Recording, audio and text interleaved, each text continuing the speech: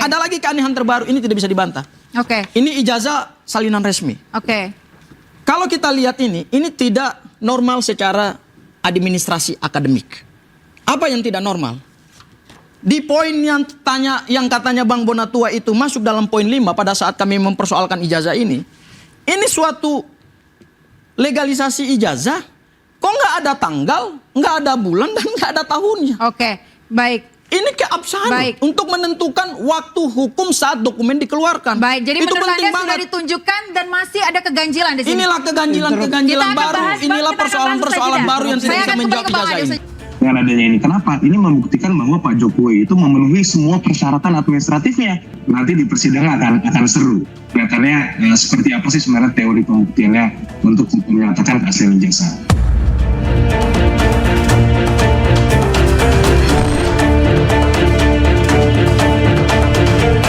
Jadi garis perjuangan kita bukanlah dukung-mendukung, tapi menyelamatkan bangsa dari cengkraman oligarki.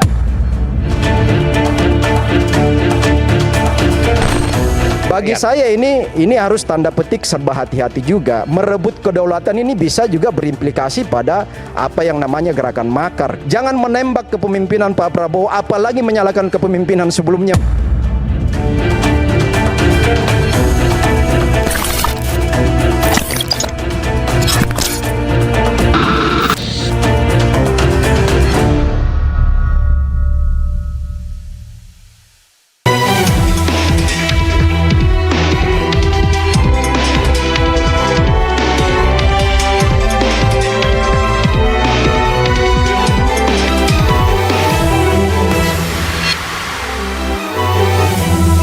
Presiden ke-7 Joko Widodo pemirsa kembali diperiksa polisi terkait kasus ijazah. 9 poin yang sebelumnya ditutup kini dibuka KPU. Kasus ijazah yang tak kunjung selesai membuat sejumlah purnawirawan TNI Polri mendeklarasikan rebut kedaulatan rakyat. Lantas apa yang akan terjadi? Bersama saya Aya Nufus, kita bahas di Interupsi.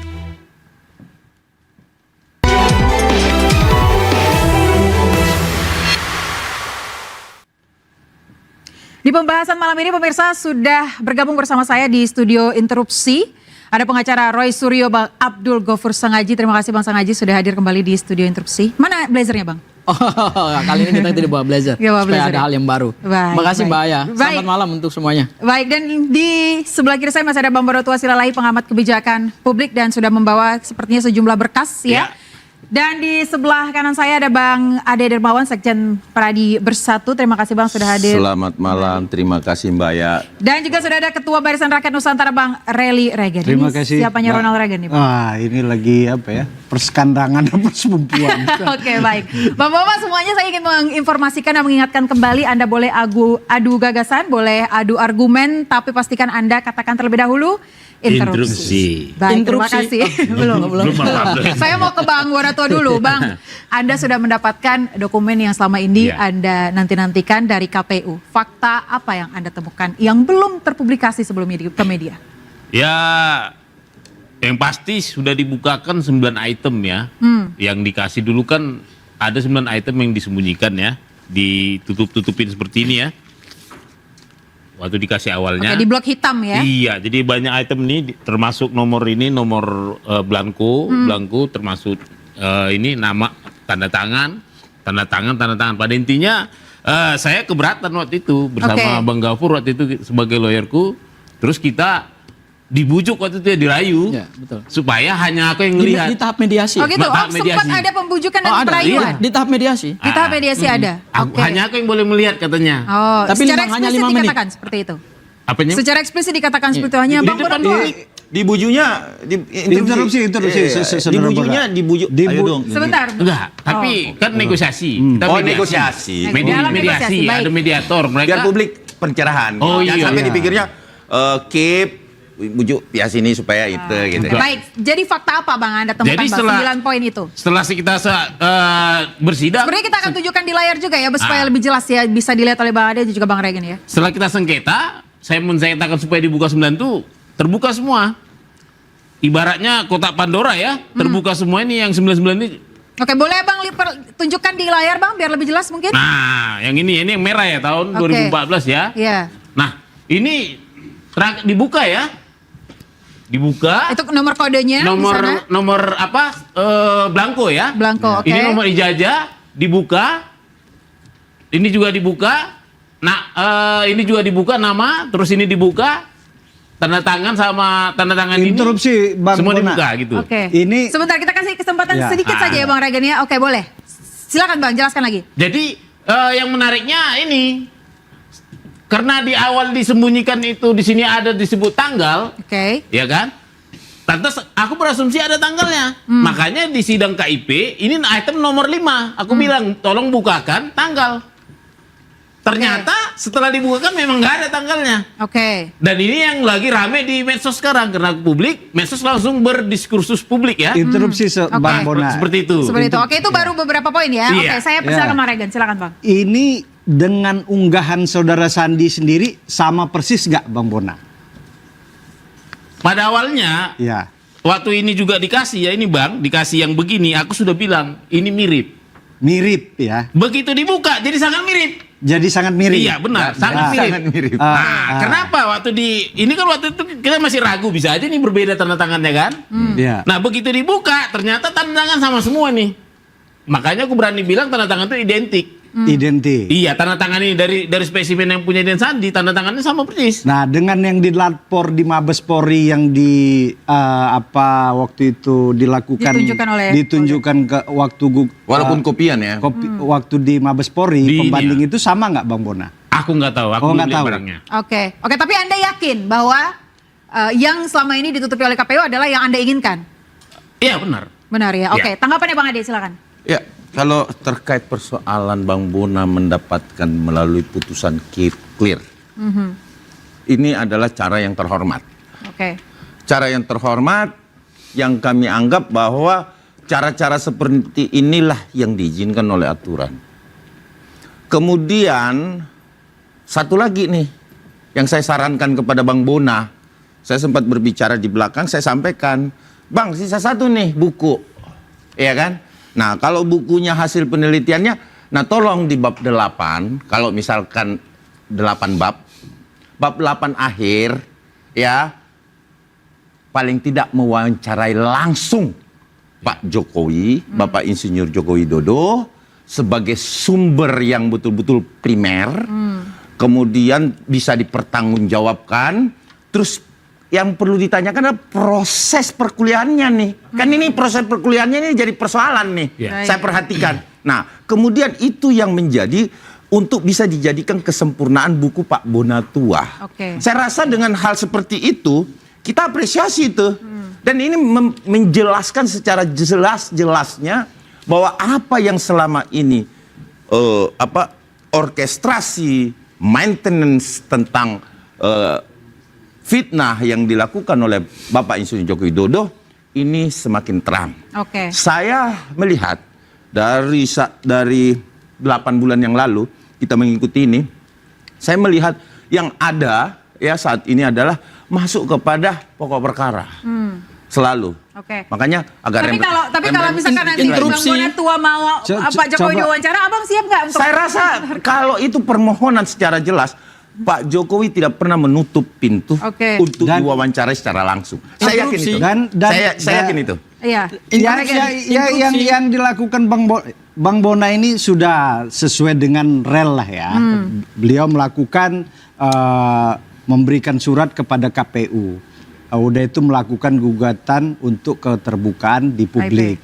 Tapi yang saya sangat sayangkan kepada Bang Bona, kenapa Bang Bona juga selaku peneliti tidak melakukan penelitian terhadap ijazah mantan-mantan presiden lain juga atau mantan kepala daerah. Akan lebih fair dong gitu. Ketika kita melakukan hal seperti itu. Baik. Interupsi. Baik, ya, Aku jawab dulu dong. Nanti ya. Ini menarik nih. Tadi Bang Bona Tua sudah mengatakan bahwa kamilah yang mendampingi Bang Bona Tua di KIP ya. Nah, Bung Ade dan kemudian Regen ini bukanlah pihak yang ada di dalam proses di KIP, sehingga mereka nggak paham sama sekali apa yang ada di KIP dan kemudian bagaimana prosesnya. Untuk mendapatkan ijazah ini salinan resmi ya, salinan resmi yang dileges oleh UGM, ini bukan suatu perjuangan yang mudah. Saat kami merumuskan langkah hukum ini bersama Bang Bonatua, itu karena memang dari awal ada tension dari otoritas, baik pihak UGM, pihak KPU, untuk menutup-nutupi ijazah, untuk menutup akses publik terhadap informasi yang berkaitan dengan validitas ijazah dan keabsahan ijazah. Dan ini kami bongkar melalui Undang-Undang Nomor 14 2008 tentang keterbukaan informasi publik. Jadi menurut saya tema diskusi kita hari ini menarik ini. Ijazah dan kemudian daulat rakyat. Ya. Jadi apa yang dilakukan oleh Bang Bonatua ini sebenarnya adalah mengejawantakan prinsip kedaulatan rakyat yang diatur dalam pasal 1 ayat 2 Undang-Undang Dasar 45 bahwa rakyat itu berkuasa di dalam negara. Ketika ada seorang mantan presiden ijazahnya dipersoalkan dan dipertanyakan, maka hak publik adalah harus bisa mengetahui kebenaran, keaslian, validitas, keabsahan daripada suatu produk ijazah. Iya, Bang, Anda dan tim Anda ini selalu saja memberikan statement bahwa ada usaha oligarki lah di belakang isu ini gitu ya. Saya mau tanya ke Bang Ade Dermawan, Bang, Anda masih yakin bahwa ini ya memang sudah secara hukum sudah benar gitu? Sudah benar.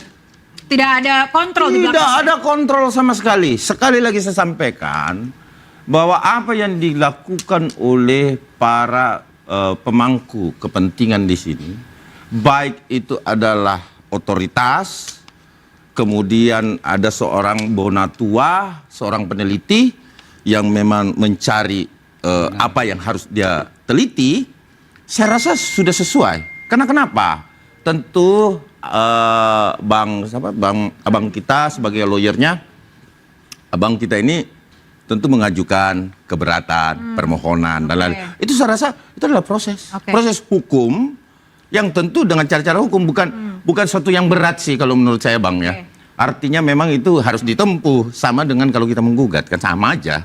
Artinya ini memang sebagaimana mestinya seorang peneliti Bonatua melakukan itu. Karena kenapa?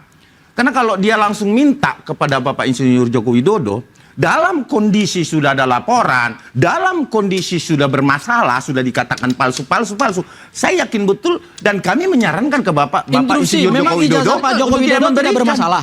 Ijazah Pak Joko Widodo tidak bermasalah. Jadi gini, ijazah Pak ini Joko kita Widodo berbicara apa enggak persoalan, ini kita berbicara pada saat adanya pelaporan masuklah seorang Bonatua sebagai peneliti. Ini kan kita berbicara itu, bukan persoalan bermasalah. Pertanyaan, kalau Anda menyatakan kepada saya bahwa apakah ijazah Pak Jokowi bermasalah? Oh tidak. Yang mempermasalahkan kliennya saudara. Bermasalah itu artinya ada indikasi di mana ijazah ini didapatkan secara tidak sah dan kemudian ada dugaan ijazah ini dipalsukan. Saya ingin menjawab juga apa yang disebut oleh Reagan ya, bahwa kenapa ijazah mantan-mantan presiden yang lain tidak pernah dipersoalkan. Kita mempersoalkan sesuatu itu kan karena berangkat dari indikasi. Tidak mungkin ada api kalau nggak ada asap. Jadi harus dilihat dulu, apakah mantan-mantan presiden yang lain punya indikasi ijazah palsu nggak? Kita urut dari Pak Karno. Pak Karno jelas. Kemudian Pak Harto jelas ijazahnya cuma SD. Dan dia bangga dengan itu. Kemudian beralih kepada Pak Habibie. Pak Habibie ijazahnya jelas dari Jerman. Kemudian beralih kepada Pak Gus Dur. Gus Dur ijazahnya jelas dari luar negeri. Dari Mesir. Sebentar dulu, saya belum selesai. Kemudian Bu Mega pernah kuliah di Fakultas Psikologi UI dan kemudian tidak selesai dan beliau mendeklarasikan dirinya bahwa saya hanya lulusan SMA. Itu jelas. Kemudian Pak SBY ijazahnya dari Akmil. Pak Prabowo ijazahnya dari Akmil. Yang dipertanyakan adalah Pak Joko Widodo ketika diklaim ijazahnya dari UGM. Semua data-data hari ini yang ada di Polda Metro Jaya belum menunjukkan bahwa ijazah Pak Joko Widodo adalah ijazah yang sah dan asli yang didapatkan. Saya ambil contoh. Jangan dipotong dulu. Ya. Kita bicara data akademik. Berdasarkan petunjuk P19 Jaksa, ada 700 alat barang bukti yang disita dan petunjuknya adalah dalami lagi.